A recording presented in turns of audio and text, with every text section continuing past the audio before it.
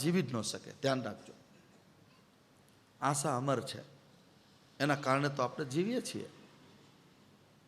Goal ન હોય તો કોઈ જીવી જ ન શકે. તો મળદામાં આપણા રામાયણમાં લખ્યું છે તુલસીએ, તુલસીના શબ્દોમાં તમને કહું, રામચરિત માનસમાં 16 જણાને તુલસીએ મળદા જેવા કીધા છે.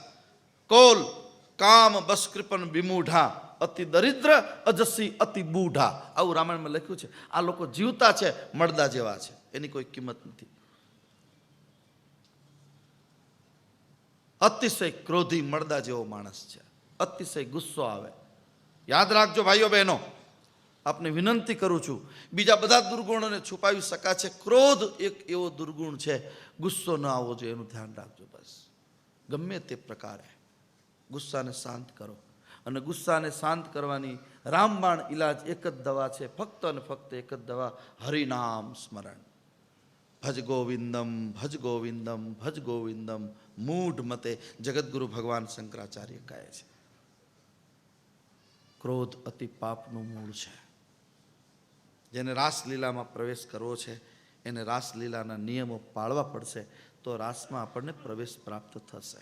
અહીંયા કથામાં બેઠા છો તો કથાનો નિયમ છે, તમારે શાંતિથી બેસવું જોઈએ, બોલાય નહીં, અંદર વાતો ન કરાય, વારે વારે ઊભું થઈને બેસવું એ બધું ન કરી શકાય, કારણ કે કથાનો નિયમ છે. કથાનો નિયમ છે. નિયમ પાળો તો બેસવાની મજા આવે, નો નિયમ પાળો તો બીજા તમને કે ભાઈ હવે તમે એક બાજુ બેસો ને, તમે શાંતિથી બેસો. કોઈ જે લોકો રસની કથા સાંભળતા રસભંગ થાય એટલે એને ગમે નહીં. યાદ રાખો, રાસલીલા એટલે જીવ અને શિવની એકતા. શ્રી રાધિકા પ્રેમ સ્વરૂપા છે, ભક્તિ સ્વરૂપા છે. પ્રેમ જ પરમાત્માથી, પ્રેમાસ્પદથી પ્રેમીને અભિન્ન બનાવે છે. પ્રેમ એક જ એવી વસ્તુ છે જે પરમ સુધી આપણને લઈ જશે. પણ આપણો પ્રેમ લૌકિક પ્રેમ અને આધ્યાત્મિક પ્રેમમાં આટલી જ, લૌકિક પ્રેમ પદાર્થ માગે છે, અલૌકિક પ્રેમ છે એ બધું જ ગુમાવે છે. યાદ રાખજો, અધ્યાત્મ જગતમાં જ્યારે તમે જાઓ ત્યારે લૌકિક પ્રેમમાં બધી જ પ્રકારની માંગણીઓનું આખું લિસ્ટ આવે છે. મારે આ જોઈએ, આ જોઈએ, આ જોઈએ, આ જોઈએ, આ જોઈએ, અને છે ન મળે ત્યારે પછી નારાજ થાય છે. રાજગી ને નારાજગી પ્રેમનું રૂપ નથી, યાદ રાખજો.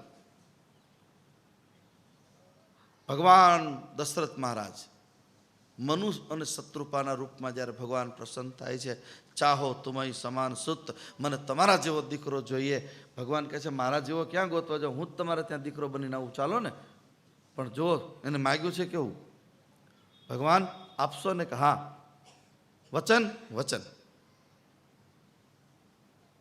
ડન ડન, આપણા શબ્દોમાં લોક કિયા જાય, લોક. આપશો કે હા, હવે તો બીજું એક આપો. શું? તમે મારા ઘરે દીકરો બનીને આવો અને હું તમારા વિયોગમાં મારો પ્રાણ છોડી દઉં, આ તાકાત મને આપજો. અને રામના વિયોગમાં એને શરીર છોડી દીધું છે. રામ રામ કહી રાવ ગયે સુરધામ. 6 વખત રામ નામ બોલીને મહારાજ દશરથજી સુરધામ પહોંચે છે. આ છે પ્રેમની પરાકાષ્ઠા. જેને જેને જગતમાં જેના જેના ઉપર હરિ કૃપા કરે છે, શ્રી રાધા કૃપા કરે તો જીવ શિવની એકતા થાય છે, શ્રી કૃષ્ણનું મિલન થાય. ભગવાન પતંજલિ કહે છે યોગ ચિત્તવૃત્તિ નિરોધ, યોગ સૂત્રમાં ભગવાન પતંજલિ બોલ્યા છે ચિત્તવૃત્તિનો નિરોધ, એનું નામ છે યોગ. મારું ચિત્તને ચડાયું સંતો ભાઈ ચાકડે. એક આપણું એક ભજન સંતવાણી આવે છે ને, એ જી મમતા મરે નહીં એનું મારે શું કરવું, કારણ કે ચિત્તને ચડાયો સંતો ભાઈ ચાકડે. મારું ચિત્ત ચાકડે ચડ્યું છે, કુંભારના ચાકડે. એને રાસમાં પ્રવેશ નહીં મળે. યોગ ચિત્ત વૃત્તિ નિરોધયા. ગીતામાં ભગવાન શ્રી કૃષ્ણ કહે છે સમત્વમ યોગ ઉચ્યતે. કેટલી કેટલી અદ્ભુત વાતો આવી. સમત્વમ યોગ કહેવાય છે. બંને વાત કઠિન છે. સંસારમાં સમતા જાળવવી મુશ્કેલ બને છે. ચિત્તવૃત્તિનો નિરોધ ભગવાનમાં કરવો તે બહુ કઠિન છે. વાતો થાય પણ બહુ કઠિન છે. કોઈ વિરલા કરી શક્યા છે. ગૌરીશંકર શિખર છે ત્યાં બધા નથી પહોંચી શકતા, કોઈ પહોંચી શક્યા છે. આપણી તમામ ચિત્તવૃત્તિઓને ભેગી કરીને ભગવાનમાં લઈ કરી દેવી એ સામાન્ય વસ્તુ નથી, પણ બહુનામ જન્મનામ અંતે ગીતામાં મારો પ્રભુ બહુ બળ અને ભરોસો આપણને આપે છે કે પ્રયાસ કરો, થઈ જશે. કેમ ન થાય? અને પ્રયાસ કરવામાં કોઈ નક્કી નથી હોતું. 50 વર્ષ લાગી જાય, 60 લાગે, 70 વર્ષ લાગે, જન્મો જન્મ લાગી જાય. પ્રયાસ ચાલુ રાખો, બસ ભગવાનમાં આપણી ચિત્તવૃત્તિ લાગી જાય. ગોપીઓને માટે કઠિન લાગતી વાત સાવ સહેલી બની છે. ભગવાને પોતાની લીલાઓ દ્વારા, પોતાના દિવ્ય સ્વરૂપ દ્વારા, પોતાની મધુર મોરલી દ્વારા ગોપીઓને ચિત્તવૃત્તિનો નિરોધ પોતાનામાં કર્યો છે. ભગવાનમાં પ્રેમ થયો છે. જેમાં રતિ થાય ને એમાં મતિ આપણી અટકી જાય. જોજો, તમે જોજો પદાર્થમાં પણ જેમાં તમારી રતિ એટલે પ્રેમ, જ્યાં તમારું પ્રેમ હશે ત્યાં તમારી આખો દિવસ મતિ તમારી ત્યાં જ રહેશે. દાખલા તરીકે દાખલો આપું તમને. નાનું બાળક ઘરમાં સૂતું હોય, એની માં એની બહેનપણીઓ સાથે કામ કરતી હોય, વાતો કરતી હોય, ઘરના રસોઈ કપડાં બધું કચરા સાફ કરતી હોય, પણ એ માની ચિત્તવૃત્તિ ક્યાં છે? ઘોડિયામાં સૂતેલા બાળકની. એ બાળક ભૂખ્યું થશે, તરસું થશે, એ તો એને આદત હાજતથી શું જરૂર? આખો દિવસ માં ઘરનું કામ કરે, પણ ચિત્તવૃત્તિ બીજે ક્યાંય નથી, પોતાના બાળકમાં છે. કારણ કે બાળક ઉપર એને પ્રેમ છે કે આ મારું બાળક છે. એને પ્રેમ એટલા માટે છે કે મેં એને જન્મ આપ્યો છે, બીજું કોઈ કારણ નથી. મેં એને જન્મ આપ્યો છે, મારું બાળક છે, મારું આશ્રિત છે. એમ જ્યારે જગતમાં હું તમે રહીએ અને આપણે એટલું જ નક્કી કરીએ કે આ રૂપાળી દુનિયા મને ચતુર્ભુજ દાદાની કૃપાથી મળી છે, તો એની સાથે રતિ થશે. આ ભગવાનમાં પ્રેમ કરવાનો સીધો સહેલો માર્ગ. ઓટોમેટિક પ્રેમ થશે. બીજું, આપણી કોઈ વસ્તુ, ચશ્મા હોય, પેન હોય કે મોબાઈલ ક્યાંક ભૂલી ગયા હોય, કેવા ગાંડા થઈ જાય છે થોડી વાર. મારો મોબાઈલ ક્યાં? આખું ઘર ગાંડું કરી નાખે. તમારે હતું નહોતું બધું, પણ તમે થોડીક ધીરજ રાખીને શાંતિથી ગોતો ને, મળી જશે. શું કામ ઉપાધિ કરો છો? આ છે તમારી ચિત્તવૃત્તિ ત્યાં છે. આજની કથાને બહુ ગંભીરતાથી લેજો, કારણ કે કનૈયાને લાવવો છે. હું વિચારું છું, ભગવાનને પ્રાર્થના પણ કરું છું કે આપણે એવું જીવન કેમ ન જીવીએ કે આપણી અંદર ભગવાનનો અવતાર થાય. અવતાર નામનું કોઈ બાળક નથી જન્મવાનું. અવતારનો એક અર્થ એ છે પ્રાણી માત્રમાં સિયારામમય સબ જગ જાની અને કરો પ્રણામ જોરી જુગપાની. આખું જગત મને મારા મય દેખાય. ઇતની શક્તિ હમે દેના દાતા, મન કા વિશ્વાસ કમજોર હોના. મારા મનનો વિશ્વાસ કમજોર ન થાય, અને કમજોર વિશ્વાસ ન થાય એના માટે કથા છે, એના માટે સત્સંગ છે, એના માટે યાત્રા છે, એના માટે તીર્થાટન છે. આ બધું એના માટે કરી રહ્યા છીએ. ભૂલ કરવી કોઈ ભૂલ, છતાંય ધ્યાન રાખ્યા છતાંય કઈ ભૂલ થઈ જાય, હે ભગવાન મને માફ કરી દે છે. માફી માગતા આવડવું જોઈએ. નિખાલસ ભાવથી જ્યારે તમે ભગવાનની પાસે માફી માગશો, શરણાગતિના ઘાટ ઉપરથી, મને વિશ્વાસ છે કે તમામ ગુનાઓ ભગવાન માફ કરે છે. આપણે કોઈ પાપી નથી, યાદ રાખો. આપણે અહીંયા જેટલા બેઠા છીએ ને, અહીંયા આખા ભારતમાં એવા તો કોઈ પાપી જ નથી કે રામ વખતે હતા. ભગવાન રામ વખતે જે કંસે શું કર્યું હતું? પોતાને બચવા માટે લીમડી તાલુકોની સુરેન્દ્રનગર જિલ્લામાં તાજા જન્મેલા જેટલા બાળક બધાને મારી નાખ્યા. માણસ એટલા પાપી છે કોઈ અત્યારે દુનિયામાં? છતાંય ભગવાન શું કહે છે? એકવાર તું મારો થઈ જા, એકવાર તું મારા શરણે આવી જા, હું તારા બધા જ ગુના ભૂલી જઈશ. અને કોણ કોણ આવ્યા એના એવિડન્સ તુલસી મારો કહે છે રામચરિતમાનસમાં. ગનિકા અજામિલ બ્યાદ ગીદ ગજાદિ ખલ તારે ધના. આ છે રામની કૃપાનું ફળ. ગનિકા, અજામિલ, 24 કલાક માંસ ભક્ષી ગીધ જટાયું, ગજરાજનો ભગવાને ઉદ્ધાર કર્યો છે. ગજનો સોચો, એકવાર એના શરણે થઈ જાવ બસ. રાસલીલામાં ત્યારે પ્રવેશ આપણને પ્રાપ્ત થશે જ્યારે આપણે આપણી તમામ ચિત્તવૃત્તિઓ ભગવાનના ચરણમાં અર્પણ કરી હશે. જેમાં રતિ થાય એમાં મતી જાય આપણી, એમાં આપણું મન લાગી જાય. બસ આટલું સૂત્ર યાદ રાખજો. ભગવાનમાં તમારું મન લાગશે ને આખો દિવસ તમે જોજો, કામ કરતા હોય, વાતો કરતા હોય, પિક્ચર જોતા હોય, ફરવા ગયા હોય, હિલ સ્ટેશનમાં ગયા હોય, ચકડોળમાં બેઠા હોય, હેઠે બેઠા હોય, ગમે ત્યાં ગાડીમાં હોય, પણ જ્યાં તમારી ચિત્તવૃત્તિ લાગી જશે એટલે તમારું મન ત્યાં ત્યાં સતત ત્યાં રહેશે. અહીંથી આપણને કોઈ સમાચાર આપે કે સુરેન્દ્રનગર તમારે જવાનું છે, તમારા સગાને દાખલ કર્યા છે, થોડી મજા નથી, અને પછી આપણે ચાલીએ, ગાડીમાં બેસીએ, ક્યાં જાય આપણી ચિત્તવૃત્તિ? જલ્દી ત્યાં દવાખાને પહોંચી જાય ને. શું હશે, કેમ હશે, કેવી તબિયત હશે, ફલાણું હશે, આમ હશે, આ વિચારો આવશે તમને. ભગવાનના નામમાં જેની રતિ થઈ જાય છે એને દુનિયાની પડી જ નથી હોતી, યાદ રાખો. અને જેને ભગવાનને પ્રેમ કરવો છે એને દુનિયાની સાથેનો નાતો થોડો તોડવો પડશે, તો જ તમે કરી શકશો. કારણ કે દુનિયા ક્યારેય સંતોષમાં રહેવા ટેવાયેલી નથી, એને ક્યારેય ધીરજ નથી એની પાસે. દુનિયાને રાજી કરવા માટેનો પ્રયાસ આ જગતમાં જેને જેને કર્યો છે નિષ્ફળ થયા છે. આ દેશના મારા સાધુ સંતો, ઋષિમુનિઓ, મહાત્માઓએ એટલા માટે આંખ બંધ કરી દીધી, જગતમાં રહેલા જગદીશ્વરને જોવાની ટેવ પાડી દીધી. અધરમ મધુરમ મધુરાધિપતે રખિલમ મધુરમ, આખું જગત પરમાત્માનું મધુર છે. કોની સાથે દોસ્તી, કોની સાથે વેર? ના કાહુ સે દોસ્તી, ના કિસી સે વેર. શું કરવું?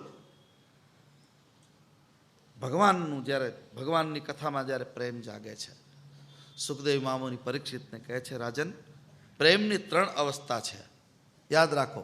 આજ ભગવાનને આપણે જન્માવો છે 12 વાગે, એના પહેલાં મારા કથામાં તમારા હૃદયમાં ભગવાનને જન્માવા છે. ભાગવતકાર કહે છે, કોને કહે છે? મોતના કાંઠે બેઠેલો માણસ છે, હવે તો 2 દિવસમાં તક્ષક, નાગ અને કરડે અને માણસને નિર્વાણ કરવાનું છે. એવા સમયે સદગુરુના ચરણમાં બેઠેલા શિષ્યને સદગુરુ સૂચના આપે છે. પ્રેમની 3 પરિપાટી યાદ રાખજો, બરાબર સમજજો. તદ વિચાર અવસ્થા, કેટલો સરસ શબ્દ ભાગવતકારે વાપર્યો છે. પ્રિયતમના જ વિચારથી પ્રેમીનું મન ભરેલું રહે છે, અન્ય વિચારને ત્યાં આવવાનો અવકાશ રહેતો નથી. બસ જેવી રીતે કોઈ ધર્મશાળામાં આપણે જવું હોય, આખી ધર્મશાળા ફૂલ હોય એટલે હાઉસફુલનું ત્યાં બોર્ડ માર્યું, હવે અહીંયા જગ્યા નથી, જેટલા રૂમ છે બધા બુક થઈ ગયા છે, હવે તમે બીજે જઈ શકો છો. એમ જેની ચિત્તવૃત્તિમાં ભગવાન બેસી ગયો હોય ત્યાં વિકાર અને વાસનાને પ્રવેશ નથી, ત્યાં કામના આસક્તિને પ્રવેશ નથી, ત્યાં ધૃણા તિરસ્કારને પ્રવેશ નથી, ત્યાં ક્રોધને પ્રવેશ નથી. આ પહેલી પ્રેમની પરિભાષા. જેનું મન ચિત્ત લાગેલું હોય. મેરે તો ગિરધર ગોપાલ, મીરાના હૃદયમાંથી ઉદ્ગારો નીકળે છે અંદરથી, હે માં, હવે મારું જગતમાં કોઈ નથી, મેરે તો ગિરધર ગોપાલ, દૂસરો ન કોઈ. આ મીરાના ઉદ્ગાર છે. આપણે બધા સાથે મળીને ભગવાનની કથામાં જ્યારે બેઠા છીએ ત્યારે જેનું મન ભગવાનની ચિત્તવૃત્તિમાં ચડાયેલું હોય. ઠાકોરજીની તમે સેવા કરો, તમારા ઘરમાં જે કંઈ પુષ્ટાવેલા ઠાકોરજી હોય કે કોઈ લાલાજીની, લડ્ડુ ગોપાલની કોઈ પૂજા કરતા હોય, તમારા માતાજીની પૂજા કરતા હોય, પછી ગમે તે માતાજી મેલેડીમાં હોય, કોઈ આપણને કોઈની સાથે વાંધો નથી, દશામાં હોય, સંતોષીમાં હોય, જે હોય તે. તમે તમારા માતાજીની જ્યારે પૂજા કરતા હોય ત્યારે પૂજા કરતાં કરતાં તમારું ચિત્ત માતાજીના ચરણમાં, એના શૃંગારમાં જ્યારે ચોંટી જાય છે, પછી તમારી આકૃતિ ફરી જશે. તમે જોજો, જેની શુદ્ધ અને ચિત્તવૃત્તિ હશે એનું સૌંદર્ય કંઈક જુદું હશે. ચામડી કદાચ ભલે કાળી હશે, યાદ રાખજો, પણ એનું રૂપ કંઈક જુદી જાતનું હશે, એનો રણકાર કંઈક જુદો હશે. પ્રેમી માણસનો અવાજ કંઈક, એની ગતિ કંઈક જુદી જ હોય છે, યાદ રાખજો. બરાબર અવસ્થા સમજાવે છે સુખદેવ મામુની પરીક્ષિતને. બીજા બધા વિચારો ઓટોમેટિક બહાર નીકળી જાય છે. મને ખબર જ નથી પડતી કે તમે આટલી બધી ભક્તિ કરો, માળા કરો, સેવા કરો, તમે કેટલીક, ઘણા લોકો તો 2-2 કલાક સુધી ભગવાનની સેવા કરતા હોય, રાત્રે, સવારે, બપોરે, પણ સ્વભાવમાં કેમ પરિવર્તન આવતું નથી? એનો મતલબ એ થાય, કાં તમે સેવા દેખાવા માટે કરો છો, આડંબર માટે, અને કાં તમે છટકવા માટે કરો છો. એટલો સમય તો આમાં જાય તો જ નહીં. સેવા કરી હોય તો સ્વભાવમાં પરિવર્તન આવે ને આવે જ. સેવા કરવા છતાંય જો સ્વભાવમાં પરિવર્તન નથી આવતું તો તમારી સેવા ઠાકોરજીએ સ્વીકારી નથી, યાદ રાખો. કથામાં તમે બેઠા છો, પરિવર્તન આવે કે ન આવે? આવે જ, આવે જ. આ તો હું આખું જગત ફરું એટલે મને ખબર છે. હું આમ તો બધા માતાજીઓ, દાદાઓ બધા કથામાં બેઠા હોય, પછી એના દીકરાના વહુ આવે ને એટલે એને પૂછ્યું, ભાઈ તું બેટા કેટલી ભાગ્યશાળી, તારા સાસુ તો કેટલા કથામાં બહુ પરિવર્તન, બહુ પ્રેમથી રસથી સાંભળે છે. એ હળવેકલીને જોઈને મને શું કે ખબર, બાપુ ઘરે આવો તો ખબર પડે, એ તો તમારી પાસે બધા ડાયા ડમરા છે, ઘરે આવો તો એના સ્વભાવની ખબર પડે કેવો સ્વભાવ છે. આ ચિત્તવૃત્તિ નિરોધાયા, આ શબ્દ એને નહીં લાગુ પડે. યાદ રાખજો બરાબર, સોચો. હું વડીલોને વિનંતી કરું, થોડા આગળ આવવું પડશે, પાછળ ટ્રાફિક વધતું જાય છે, બહેનોને બેસવામાં થોડી તકલીફ પડે છે. આમના મૌન રહી ધીરે ધીરે બધા જેટલું આગળ આવાય એટલું આવી જાઓ. સાહિત્યકારો કહે ને, એકવાર આવી સભા હતી અને પછી કોઈ વડીલોએ ઊભા થઈને કંઈક મંગળુભા જેવા હતા, માઇક હાથમાં, કૃષ્ણ કાકા કોણ મંગળુભા નહીં બોલે, કારણ કે બોલે એને કહેવાય, એને માઇક હાથમાં લીધું. પછી બહેનોને સૂચના આપી, બહેનો હું તમારા માટે ઊભો છું, હવે આપણે આગળ આવવાની જરૂર છે. તે બહેનો ઊભા થઈને આગળ, એટલે અહીંયા મંચ ઉપર નહીં, આગળ એટલે તમે થોડાક એ રીતે આ બધું થાય. એટલે હું તમને કહું છું, ધીરે ધીરે બધા એક ફૂટ હાલો, અહીંયા આગળ ઘણી જગ્યા છે આપણી પાસે, એટલે બધા શાંતિથી બેસી શકે. જોકે આમાં મારું ચાલતું હોય તો હું તો બધાને છૂટ આપું, કદાચ આથી વધારે અહીંયા બેસાડી દઉં, મને ક્યાં વાંધો છે, ખાલી અહીં ઉપર ન બેસે તમારે એટલે. બાકી અહીં બાજુમાં આ છે ભગવાનની કૃપા. ચાલો, તદ વિચાર અવસ્થા સુખદેવ મહામુનિ પરીક્ષિતને કહે છે, રસમય કથા છે, રસથી સાંભળજો. વિનંતી કરું બહેનોને કે આ કથા, આજની કથા જે છે એ કૃષ્ણને પોતાના હૃદયમાં જન્મમાં આપવાની કથા છે. એટલે વાતું નહીં કરતા, આડોળું જોયા કરતા, શાંતિથી ભગવાનની કથાનો રસ લો. રસમય કથા, રસ પીવો. વાતો કરવા માટે હું તમને 6 વાગ્યા પછી છૂટી આપીશ, રાતના 12 વાગે કરજો, પણ અત્યારે જ્યારે રસથી કથા લઈએ છીએ ત્યારે તમારું મન, યાદ રાખો બરાબર, તમારું મન નંદનંદન યશોદાનંદન ભગવાન શ્રી કૃષ્ણચંદ્રના ચરણમાં જ્યારે ચોંટી જાય છે, પછી અંદર બીજા કોઈ પણ વિચારોની આવશ્યકતા નથી, કોઈની અંદર એન્ટ્રી જ નથી મળતી. યાદ રાખો, આવું જ્યારે આપણું જીવન બનશે. પ્રેમની બીજી અવસ્થા તન્મયતા, પ્રેમનું બીજું પગથિયું છે. તદ વિચાર અવસ્થાનું સાતત્ય તન્મયતાને સિદ્ધ કરશે. આ ધ્યાન છે. ચિન્મયમાં તન્મય થવું, પછી ધ્યાન સહજ બને છે.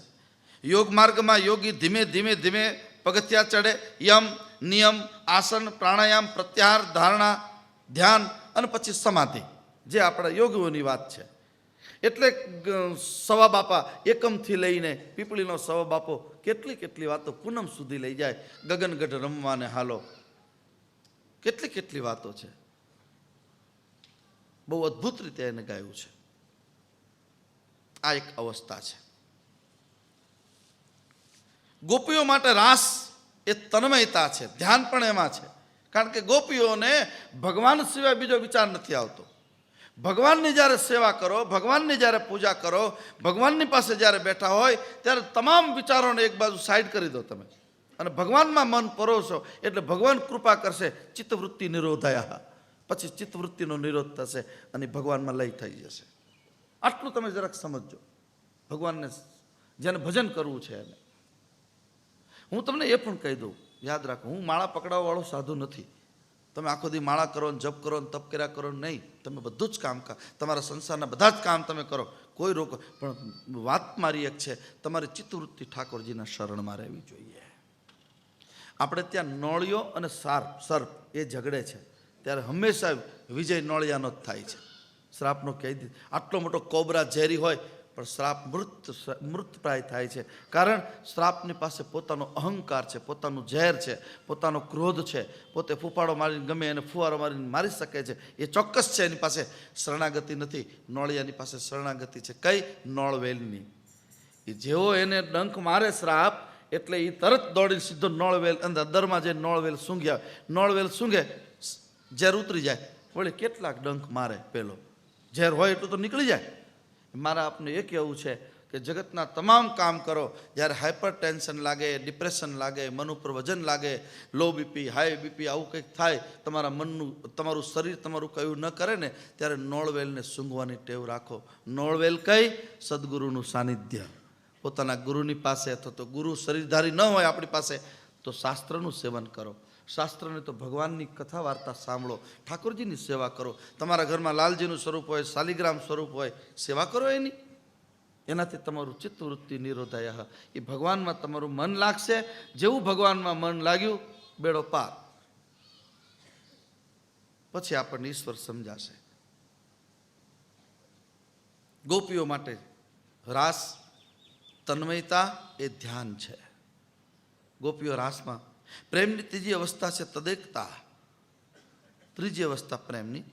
યોગીઓની ભાષામાં સમાધિ છે, 8મું અંગ. આમાં પૂજ્ય અને પૂજક બંને એક બની જાય છે, અભિન્ન થઈ જાય છે. ગોપીઓનો રાસ છે, યોગીઓની સમાધિ છે. ગોપીઓનો મોક્ષ છે આ તુર્યાવસ્થા.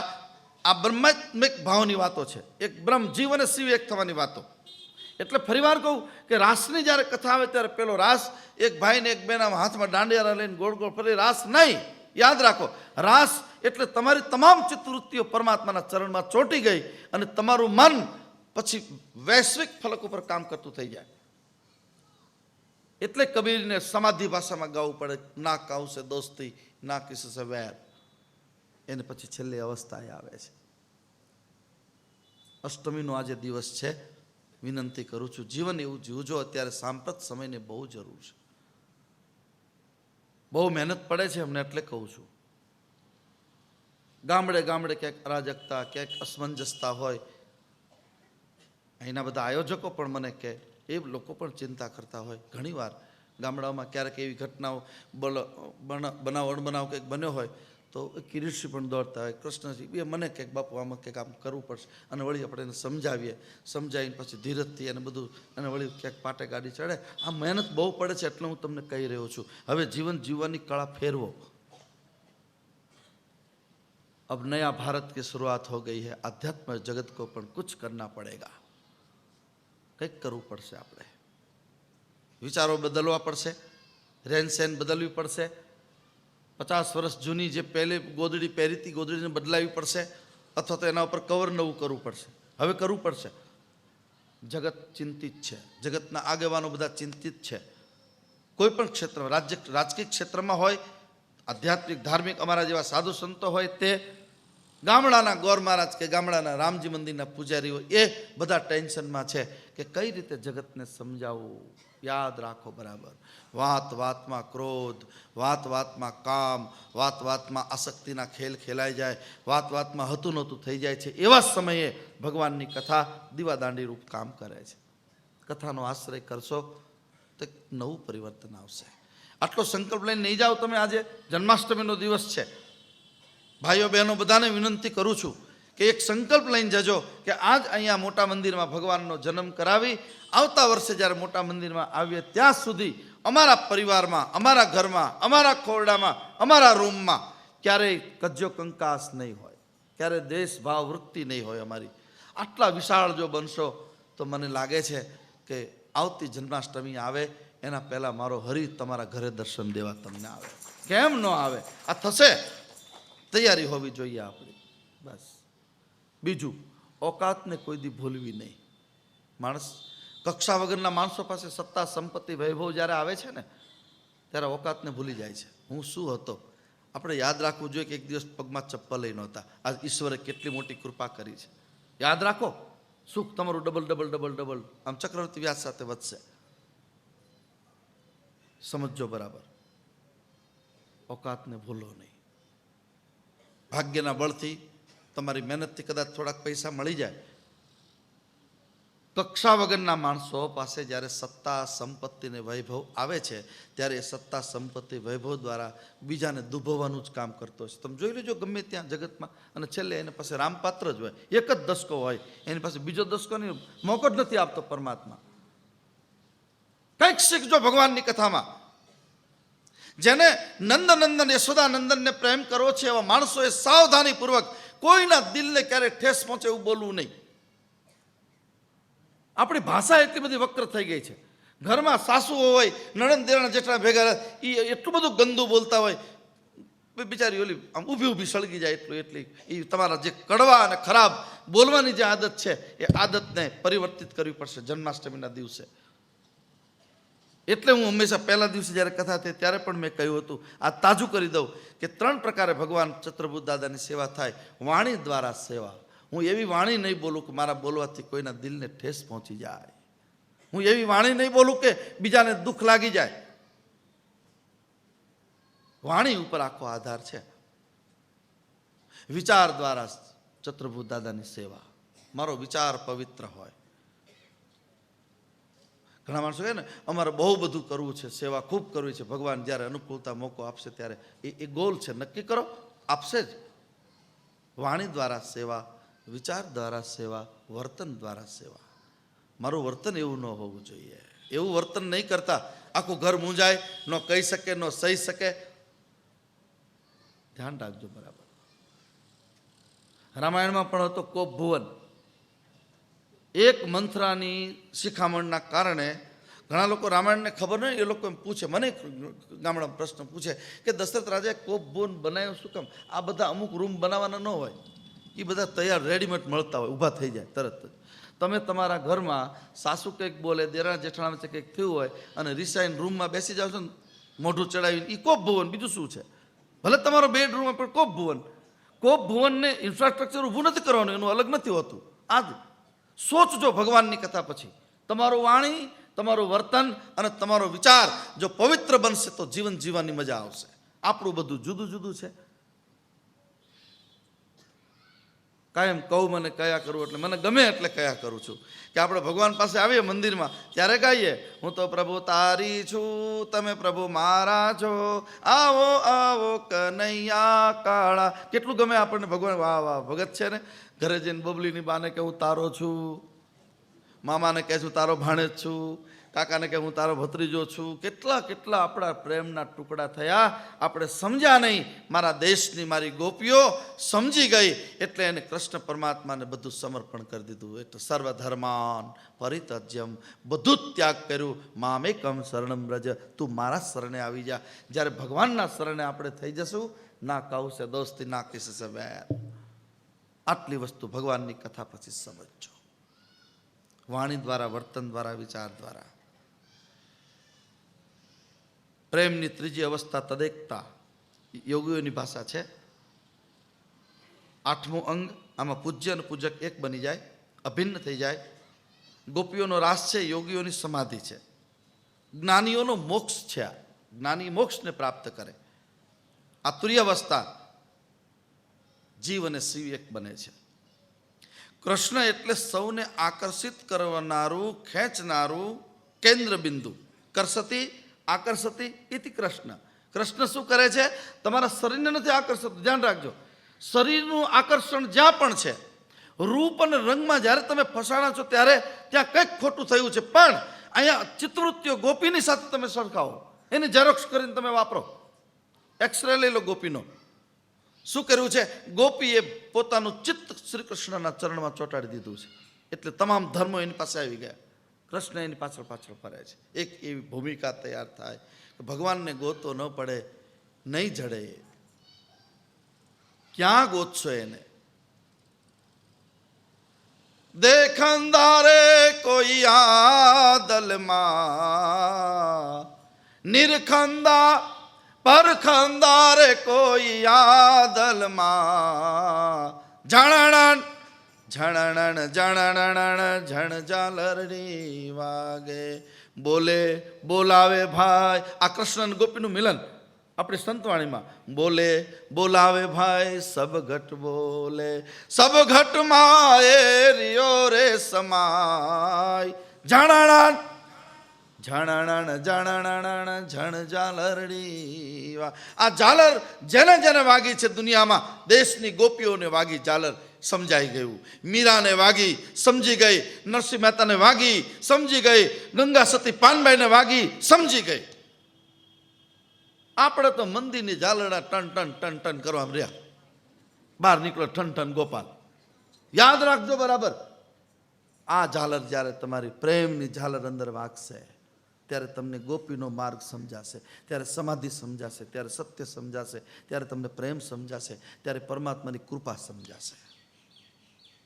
હરિની કૃપા, ઈષ્ટની કૃપા માટે કેવલ અને કેવલ શરણાગતિ છે. શ્રીમદ ભાગવત એટલે માટે ભગવાનનું વાંગમય સ્વરૂપ છે.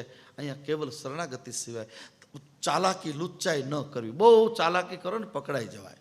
યાદ રાખો, શરણાગત ક્યારે પકડાશે નહીં. આપણે તો એમાંય બુદ્ધિ દોડાવીને, પૂજામાં બુદ્ધિ નથી દોડાવતા.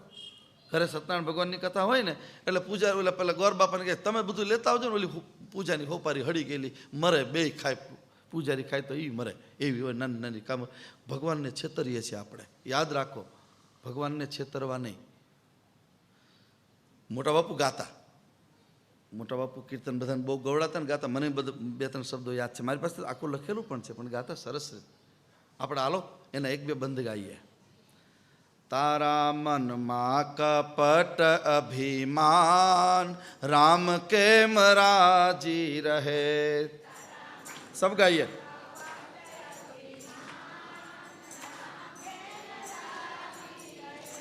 તારા મનમાં કપટ અભિમાન, રામ કેમ રાજી રહે.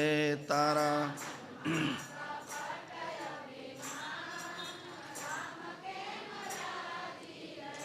નથી કરતો તું સંતોનું સન્માન, રામ કેમ રાજી રહે.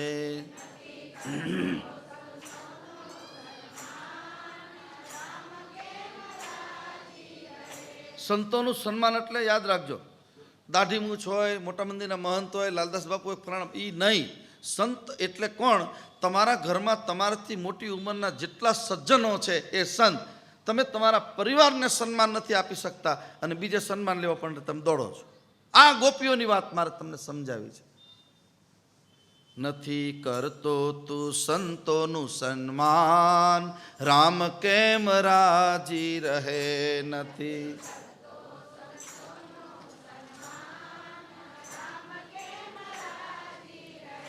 પછી એમાં બાપુ એવું કહેતા કે માર્કેટમાં પહેલાં જઈને આવે ને એટલે ગ્રીન ચોકમાંથી 2 કેરી લાવે, એક પોથી ઉપર પ્રમાણ અને બીજી રામનાથ વૈદ્યનાથમાં. એટલે રામનાથવાળા બાપુ ખાય તો એ માંદા પડે, અહીંયા બાપુ ખાય એટલે માંદા પડે, બીજી બધી કથા કરે એવા ન રહે. અને એ બધી એવી કેરી ચાંદીવાળી લાવ્યા. અને પછી કથા કરીને જ્યારે ઘર બાજુ આવેલા ને ત્યારે હાપુસ પાયરીને આ બધી કેસર લીધી. આ બધી કપટની વાતો ચતુરાઈ પરમાત્મા સાથે ન કરાય, ધર્મ સાથે ન કરાય, પોતાની સાથે પણ ન કરાય. ચતુરાઈ ને લુચ્ચાઈ તો પકડાય જ છે. તમે બોલો કંઈ અને તમારું વર્તન કંઈક બીજું હોય. યાદ રાખજો, આજ નહીં તો કાલ. પાપ છે ને એ છાપરે ચડીને પોકાર કર્યા વગર રહેતું જ નથી. દુનિયામાં કોઈનું નથી રહ્યું તો આપણું ક્યાંથી રહેશે? આટલો ભરોસો જો આવી જાય, ભગવાનની કથામાં રસ જાગી જશે. એટલે તમને ગોપીની પદ મળી જશે. ઓટોમેટિક એમાં ભગવાનની કથામાં રસ જાગશે. જીવ અને શિવની એકતા છે. આપણે બધાએ અંતે ભગવાનમાંથી ઊભા થયા છીએ. ભગવાનની માયાથી આપણને બધું બહુ સરસ રીતે બધું મળ્યું છે.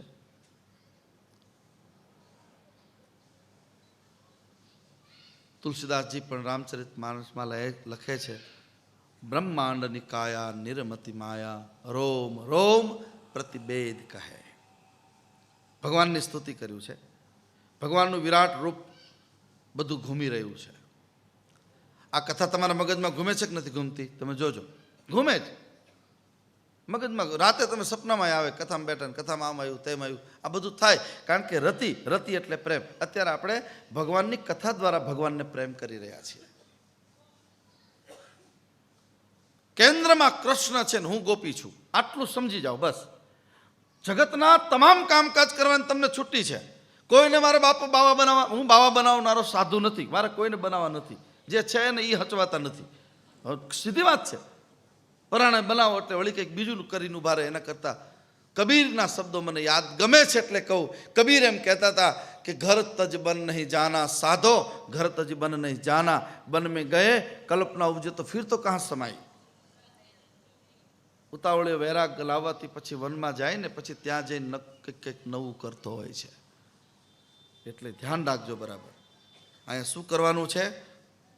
ભગવાનની અંદર આપણા મનને તન્મય કરવાનું છે. તન્મય મનઃ શિવ સંકલ્પ મસ્તુ. આપણે જ્યારે ભગવાનમાં તન્મય બની જશું પછી આપણી જવાબદારી પૂરી થઈ જાય છે. નાના બાળક બની શરણાગતિના ઘાટથી બેસી જાઓ બસ.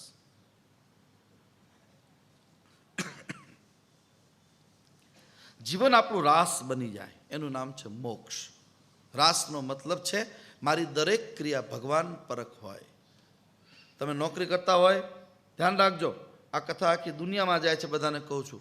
હીરાનું કામ કરતા હોય, ખેતીનું કામ કરતા હોય, તમે શિક્ષક ભાઈ બહેન હોય, તમે વકીલ ડૉક્ટર હોય, તમે ખેડૂત હોય કે તમે તમારા ઘરના કોઈ પણ આયોજકના, તમે કોઈ શેઠ હોય, આ દરેક વ્યક્તિ રાસનો એક જ મતલબ છે કે જેની દરેક ક્રિયામાં ભગવાન એને યાદ રહે, એનું નામ છે રાસલીલા. મારી દરેક ક્રિયામાં ભગવાન, મારો ઠાકોરજી મારી સાથે છે. અને ઠાકોરજી સાથે હોય ને એટલે પહેલી બીક લાગશે પાપની. પાપ કરીશ તો પકડાઈ જશે એટલે બીક લગાડશે. આ લોકો ગુરુની પાસે આવે ને કંઠી શું કામ બંધાવે છે? કપાળમાં તિલક શું કામ છે? તિલક કપાળમાં જ કેમ? કેમ ગાલ ઉપર કે પીઠમાં છાતી એમ ન કર્યું? હા, દ્વાદશ તિલક અમારા જેવા સાધુ, એમાં દ્વાદશ તિલકની વાત જુદી છે, પણ તિલક કપાળમાં જ થાય ને, કારણ કે બુદ્ધિ મસ્તિષ્કમાં રહેલી છે. એ બુદ્ધિની પૂજા. હું રોજ તિલક કરું છું, તમે બધા જે ચાંદલો કરો, માતાઓ પોતાનો સૌભાગ્યનો ચાંદલો કરે, સેથો પૂરે, એ શું કરે છે? આ વસ્તુ શરણાગતિના ઘાટ ઉપર પાકે. શરણાગતિ હનુમાનજી જેવી હોય. માં જાનકીજી તૈયાર થઈ અને એકવાર સિંદૂર પૂરતા હતા છેલ્લે પોતાના મસ્તક ઉપર, એટલે હનુમાનજી ત્યાંથી નીકળ્યા. એટલે મા દીકરો તો વાતચીત કરી શકે, એટલે એને કીધું કે બા તું, મમ્મી તું શું કરે છે? એટલે મમ્મી નહોતું કીધું હનુમાનજીએ, અત્યારે આપણી ભાષા છે એટલે કહું છું. એટલે સીતા મમ્મી કે હા બેટા, બોલ ને બેટા, કે તમે અહીંયા લાલ લીટી કેમ તમે કરી? આ શું ચોપડ્યું? તો કે સિંદૂર ચોપડ્યો છે. એટલે માં જાનકીને પૂછે એનું કારણ શું? મને બેટા તને ન ખબર પડે, તું બ્રહ્મચારી છે. બોલે નહીં મમ્મી, તમારે મને કહેવું જ પડશે. એનાથી ફાયદો શું? એ શું તમને? તો કે બેટા એ સૌભાગ્યની નિશાની છે.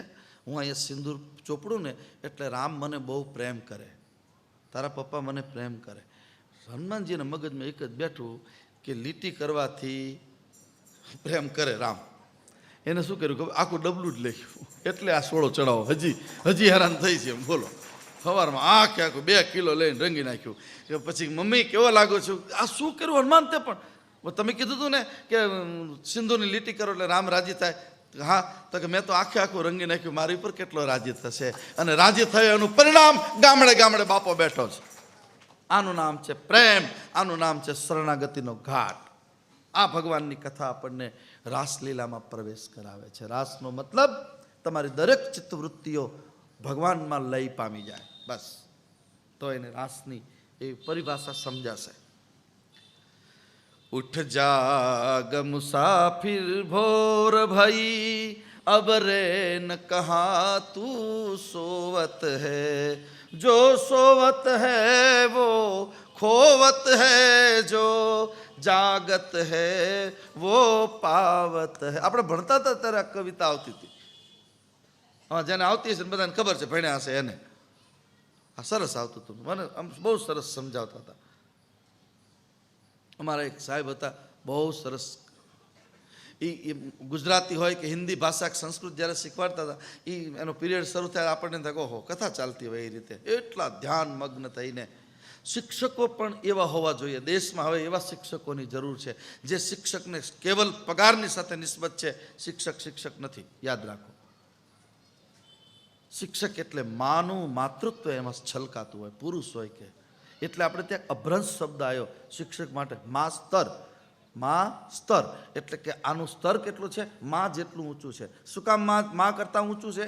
બાળક તોફાની હોય, પોતાની માને આખો દી હેરાન કરી નાખતું હોય, એ મા પોતાની જનેતાની પાસે જે બાળક નથી રહેતું એ શિક્ષકની પાસે 5 કલાક સુધી સ્કૂલમાં રહે, એને મારે, એને બધું કરે તો એની પાસે લાડ કરશે. નાના છોકરાઓ તમે જોજો, જે બહેનો અત્યારે તો કેટલા લીમડીમાં કેટલા ક્લાસીસ ચાલે છે, એમાં દીકરીઓ બધી ભણાવતી હોય, એમાં જે ટીચર એને એ જેદી ન હોય ને તેથી છોકરાઓ તોફાન કરે. અમારા ટીચર નથી. આ બધું સતત હું જોયા કરું છું જગતમાં. કારણ કે અહીંયા મારે જે આપને વાત કરવી છે એ આ શિક્ષકની વાત છે. અબ જાગત હૈ તો સોવત હૈ. જાગી જાઓ. બે વાર જાગવાનું કીધું છે. એકવાર વહેલા જાગી જાઓ, જેટલું બને એટલું વહેલું જાગવું.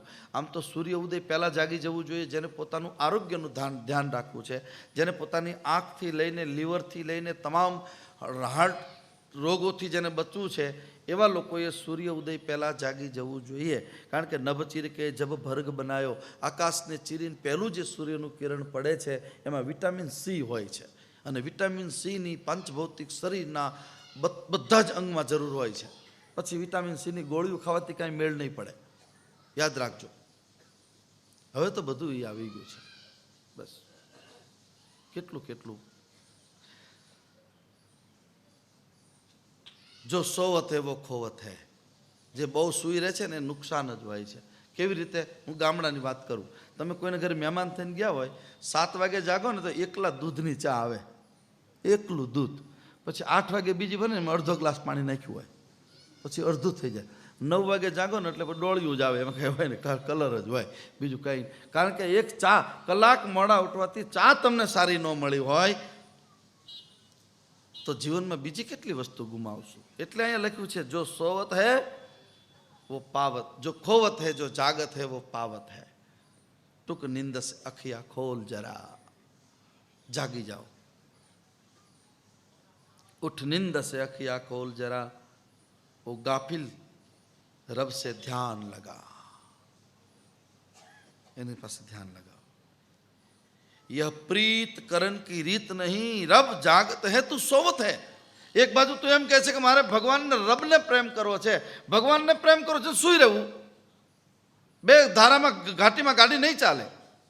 જેને ભગવાનને પ્રેમ કરવો છે એ અપ્રીતકરણ કી રીત નહીં, આ પ્રેમની રીત નથી. પ્રેમની રીતમાં છે જાગી જાઓ. જાનિએ તબાહી જીવ જગ જાગા, જબ સબ વિષય વિલાસ વિરાગા. તમામ વિષયોને વિલાસમાંથી જ્યારે માણસ જાગી જાય છે ત્યારે પ્રેમ કરવાનું પહેલું પગથિયું ત્યાં શરૂ થાય છે. આનું નામ છે પ્રેમ. એ 2.5 અક્ષર પ્રેમ કા પંડિત ભગવાન જગતગુરુ કબીર ભગવાન કહે છે કે આ રીત છે, તું જાગી જા. બસ એનો એક આનંદ, એની એક મોજ, એની એક મસ્તી હશે કંઈક જુદી. રબ જાગત હે તું સોવત હે. રબ એટલે પરમાત્મા, એ જાગે છે અને આપણે સૂઈ રહીએ છીએ. કેટલી ગફલત કરીએ છીએ. જાન ભુગત કરની અપની, ओ पापी पाप में चैन कहा. अद्भुत बातों शास्त्र बातों आवे छे. जब पाप की गठरिया शीश धरी, फिर सिर पकड़ क्यों रोवत है. मोटी मोटी गांठों, मोटा मोटा गांसड़ियों बांधी ते पापनी. હવે મને પાપ છોડાવો છોડાવો કેમ છૂટે. યાદ રાખજો બરાબર. જો કાલ કરે સો આજ. એક વસ્તુ તમને વચ્ચે કહી દઉં, નબળા વિચારના માણસોની સાથે બેસવું નહીં, મોટો ભૂપ હોય તોય.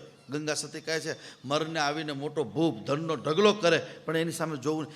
તમે કંઈ પણ વિચાર મૂકો ને, આવું ન થાય ને, એ તમે બાપુ અત્યારે ક્યાં કર્યું, આવું આ કંઈ થોડું ભેગું થાય ને, આવું આમ ન થાય ને, અત્યારે આ બધું વરસ આવું છે ને ફલાણું છે ને આવું બધું. એવા વિચારોના માણસો મારી પાસે તો બધા એવા માણસો થયા, મારી કરતાં પણ વધારે આમ આગળ હાલે એવા છે, એટલે કે ચિંતા નહીં. પણ હું જ્યારે મત લઉં ત્યારે મને એવો મત મળે, અને એવો મળ્યો તો મને ધજા વખતે. દ્વારકાની ધજાનું આપણે નક્કી કર્યું બધાને લઈ જવા, તો કે અત્યારે કેમ થશે, અને એકાદ દિવસ જો થાય તો સારું. આ 5મી ભરાઈ ગઈ, લ્યો આ 5મી કે છે અત્યારે પૂરી થઈ ગઈ. કેમ? તમારો ઠોસ વિચાર હોય, તમારા વિચારોમાં કોઈ પણ પ્રકારનું સ્વાર્થ ન હોય, શરણાગતિનો ઘાટ હોય, શું ન કરી શકે માણસ. યાદ રાખો બરાબર. કાલ કરે સો આજ કર. કાલ કરશું.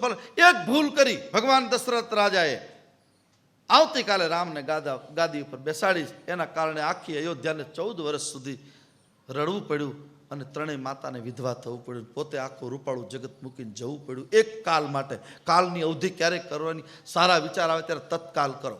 તમે જોજો, ઘરેથી નીકળો અને એમ નક્કી કરો ને કે આજે આ દાનની જ્યારે વાત છે કે આજે મોટા મંદિરમાં જઈને આપણે 100 રૂપિયા આપીએ. એટલે રસ્તામાં આવો ને કે 50 કરો ને, અહીં તો ઘણું છે. અને પછી ઓફિસમાં પહોંચે ને ત્યાં 25 રૂપિયા આવીને ઊભો રહી જાય. કારણ કે કાલ કરે આ તો તમને ખાલી હું દાખલો આપું છું. કોઈ દિવસ કાલ ઉપર છોડતા નહીં. કાલ ઉપર જેને જેને છોડ્યું છે એને રડવા સિવાય બીજું હાથમાં આવ્યું નથી. આજ કરે અબ કર. आज करे सो अब कर, जब चिड़िया खेती चुग डाली फिर पछताए क्या होवत है। બધી જ ખેતી ટીડ આવીને ખાઈ જાય અથવા તો મોલ સુકાઈ જાય ને પછી ગમે એટલો વરસાદ પડે, શું કામનું? સોચો. બસ કુંભારના ચાકડા ઉપર ચડેલી કીડી શું માને છે? કુંભાર એકદમ ગતિથી ચાકડો ફેરવતો હોય, એના ઉપર કીડી ચડી જાય, તમે જોજો એ કીડી શું માને છે. કીડીના હૃદયમાં જાઓ, તમને ખબર પડે. આ ભાગવતની કથા સમજવા માટે બધી કેટલા કેટલા સરસ દ્રષ્ટાંતો આપણા દેશના મહાપુરુષો આપે છે. હળવે હળવે ચાકડા ઉપર ચાલતી હોય, કીડી એમ જ માને છે કે હું આટલી ગતિમાં ચાલું છું. આમ ચલે ગતિ પકડે એટલે કીડી પોતાના મનમાં એમ માને કે આ તો મારી ગતિ છે. એને ખબર નથી તારો દાદો કુંભાર હાંકે છે. હમણાં વળી કે આમ હાથ કરશે ને ત્યારે ક્યાંય ને ક્યાંય અંદર જતી રહી. એમ આ જગતમાં જ્યારે આપણે આ બાપુ મેં કર્યું ને આ બંગલો મારો